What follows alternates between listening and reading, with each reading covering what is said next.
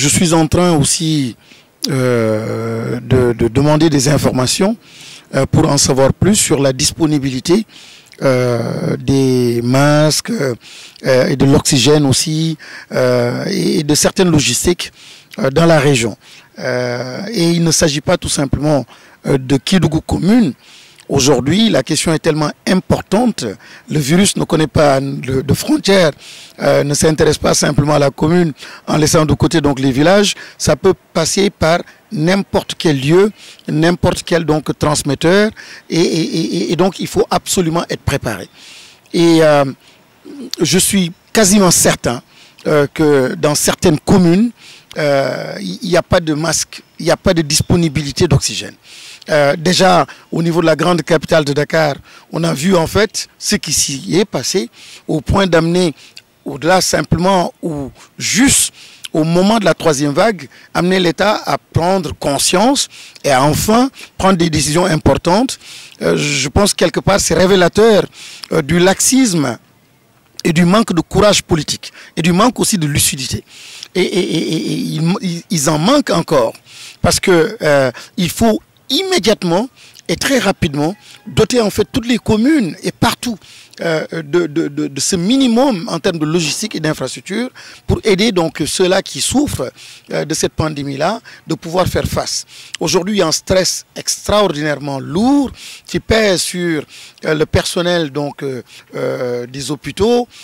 C'est très lourd parce que il y a non seulement la pandémie, ils voient les patients souffrir, mais ce qui les fait souffrir davantage, c'est le manque de matériel, le manque donc d'accompagnement assez important, significatif et en amont donc du gouvernement. Voilà, donc encore une fois, un appel est lancé au gouvernement, aux autorités. Il faut très vite rendre fonctionnel donc le CTE de Kédougou et très vite faire de l'hôpital régional de Kédougou une réalité, ce qui a été dit dans les différents discours aux populations, que ce soit vraiment tenu, des engagements tenus. Et enfin, je ne peux pas en parlant de santé, ne pas réévoquer la question de Néné Ficha. Encore une fois, à quand la réouverture de Néné Ficha? Je pose cette question-là au nom de tous les Sénégalais. Ce sont des deniers publics, même si c'était un don. Quelqu'un disait, oui, c'était un don, ça n'appartient pas à l'État. Bon, c'est de l'ineptie quand quelque chose est donné à l'État, donc ça fait partie du patrimoine de l'État, surtout en matière de santé. Donc l'État est interpellé.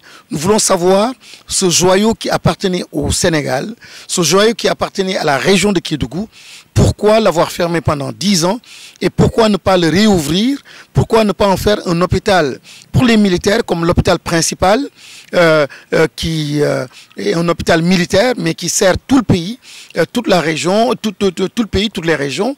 Et cet hôpital-là, Néné Ficha aussi, aurait pu être un hôpital militaire, comme il était d'ailleurs entre guillemets, mais renforcer son statut et qu'il soit donc un hôpital de plus pour cette région-là, qui est une région frontalière et surtout que nous avons l'infrastructure déjà, tout est réalisé, mais tout est fermé, des ambulances enfermées donc dans ces locaux, c'est tout simplement inadmissible.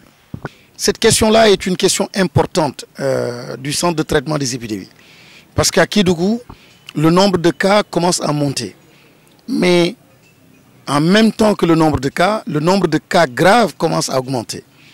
Et naturellement, ce que le personnel soignant est en train de faire, c'est d'organiser, d'aménager des espaces au sein de l'hôpital pour gérer donc ces cas graves. Parce que dans d'autres régions, on n'accepte plus en fait le transfert d'un malade atteint donc de Covid, et on comprend aussi pourquoi, parce que c'est tout simplement accélérer de cette sorte la transmission donc de ce virus. Ce qu'il faut donc, c'est un centre de traitement des épidémies.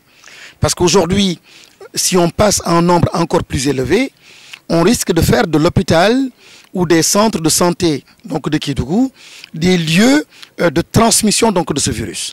Parce que ce n'est pas le lieu indiqué pour garder en fait ceux-là qui sont atteints donc de cette maladie et qui souffrent donc de cette pandémie. À l'hôpital, à Dakar, on se souvient, on avait aménagé des hôpitaux spécialement pour cela, pour justement protéger les populations. Donc il est temps Et il est important de protéger toutes les populations de toutes les régions. Et essentiellement, ces populations vivant dans les périphéries, elles ont encore plus besoin d'attention, elles ont besoin de présence, elles ont besoin aussi d'investissement. Et pas d'investissement de prestige, mais d'investissement réel, parce qu'aujourd'hui, il s'agit de santé et de sécurité.